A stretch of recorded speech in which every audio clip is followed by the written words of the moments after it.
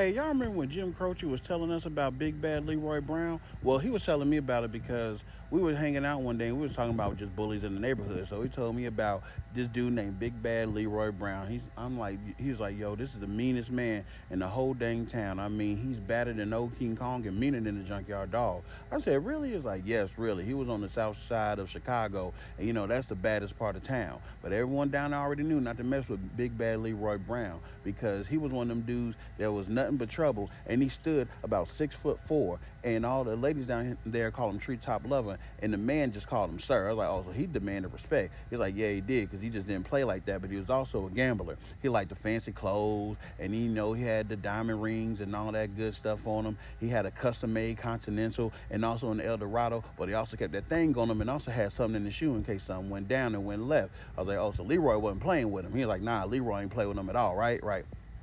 So he was then telling me like, well, one day Leroy, he was out there, he's shooting dice or whatnot, and then he see this girl at the bar, and the girl, she was pretty. She was really pretty, but he was about to learn a lesson this day because what he didn't know about this pretty girl is she was the woman of a jealous man. And so this jealous man approached Leroy, and they got to tussling, and then by the time they picked them boys up off the floor, Leroy Brown, he looked like a jigsaw puzzle with a couple pieces missing. You feel what I'm saying? Buddy looked like Swiss cheese. Let's just say he found religion that day because he was holy, if you get what I'm saying. I was like, dang, that happened to Leroy Brown? He's like, yeah, man, it was a sad story. So what happened to your bully? I was like, man, his parents moved away, and we just really stopped inviting him to ride bikes and play basketball, and that was about it.